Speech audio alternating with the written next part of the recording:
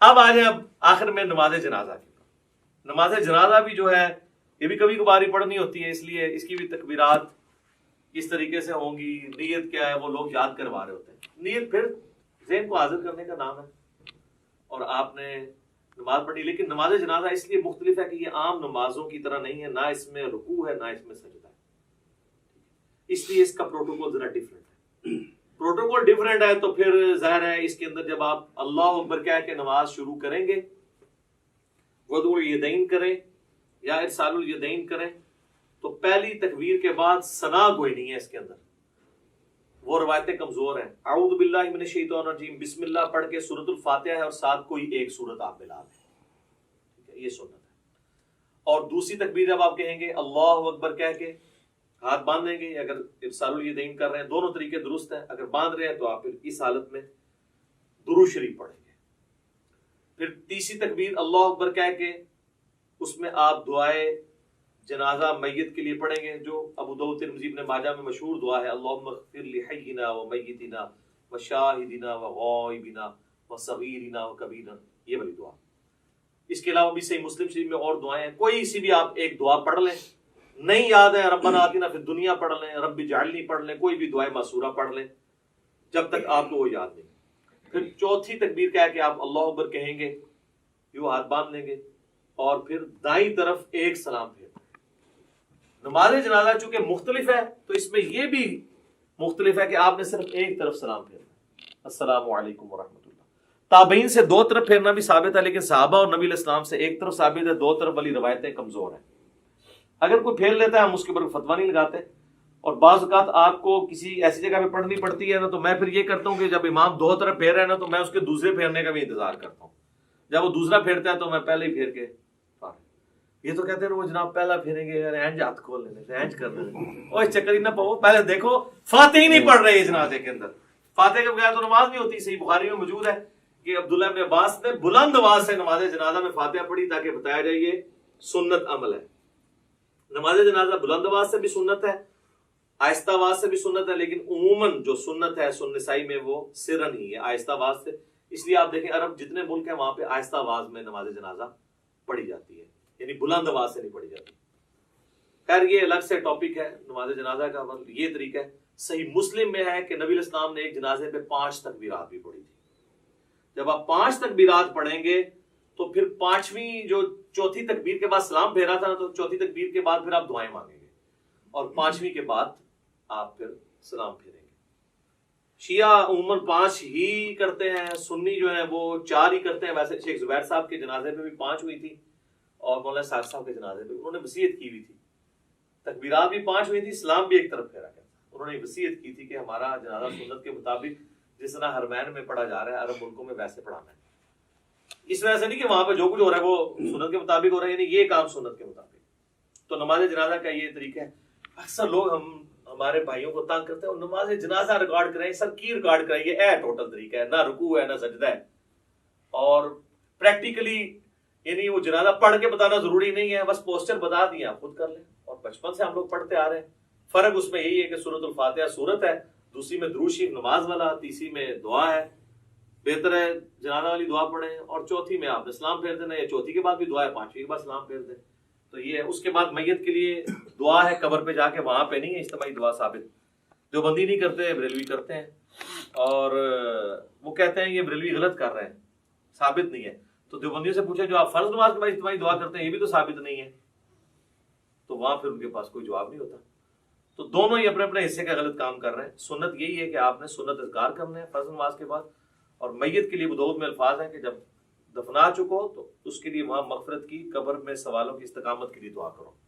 اور صحیح مسلم میں ڈیٹیل حدیث موجود ہے. عمر بن عاص نے تو وصیت کی تھی اتنی دیر بیٹھنا ہے میری قبر کے پاس جتنی دیر اونٹ کو نہر کر کے اس کا گوشت تقسیم کیا جاتا ہے، ایٹ لیسٹ 2 گھنٹے، کم از کم 2-2.5 گھنٹے.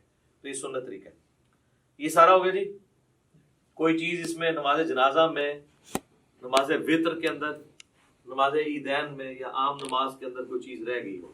جنازے میں کوئی کسی بندے کی تکبیرات چھوٹ جائے، ہاں اس میں یہ ہے کہ جس طرح عام نماز میں تو ہمیں پتہ نا کہ اگر کوئی رکعت چھوٹ جائے تو وہ رکعت پوری کرنی ہوتی ہے. تو اس میں بھی اگر آپ کی تکبیرات چھوٹ گئی ہوئی ہیں نا تو آپ نے تکبیرات جو ہیں وہ پوری کرنی ہے.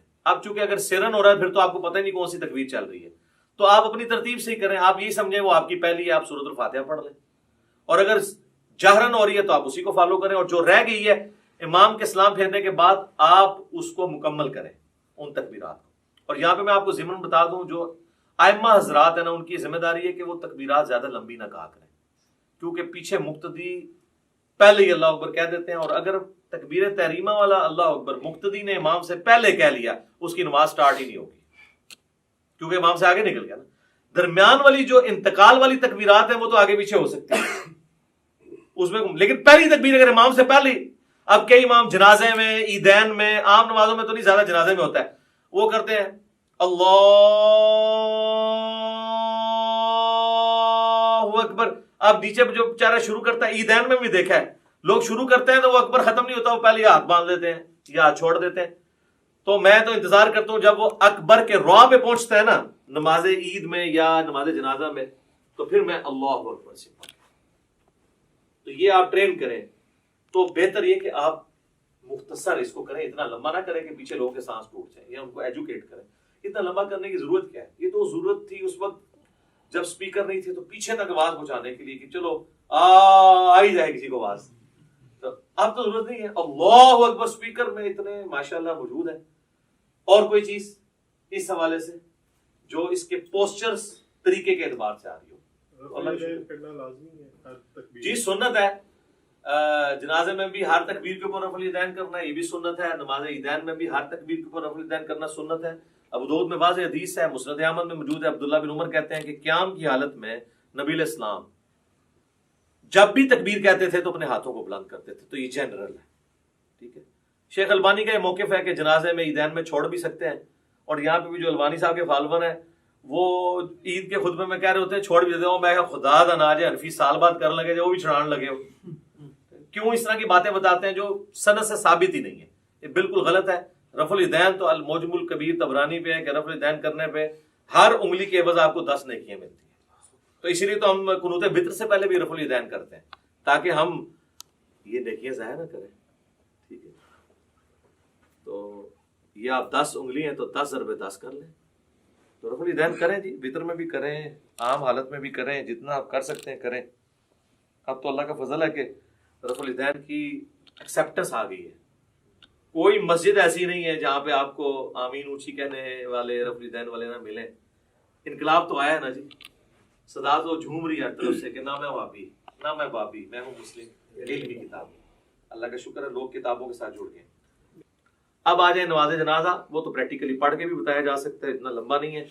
پہلی رکعت یعنی پہلی جو اس کی تکبیر ہے اس کے بعد اللہ اکبر کہہ کے اگر آپ وضوء الیدین کر رہے ہیں تو اس حالت میں، اور ارسال الیدین کر رہے ہیں تو اس حال کے اندر آپ نے سورۃ الفاتحہ اور سورت ملانی ہے. اور دوسری میں آپ نے اللہ اکبر کہہ کے جو ہے وہ درود شریف پڑھنا ہے نماز والا، پھر اللہ اکبر کہہ کے ہر دفعہ رفع الیدین کرنا ہے. تیسری میں آپ نے جو ہے وہ دعا پڑھنی ہے، وہ میں آپ کو پڑھ کے بتا دیتا ہوں. اللہم اغفر لحینا ومیتنا وشاہدنا وغائبنا وصغیرنا وکبیرنا وذکرنا وانثانا اللہم من احییتہ منا فاحیہ علی الاسلام ومن توفیتہ منا فتوفہ علی الایمان. اللہ اکبر. السلام علیکم ورحمۃ اللہ. یہ مکمل ہو گیا. دوسری طرف تو بتایا ثابت نہیں ہے. تو یہ نماز جنازہ والا بھی ہو گیا.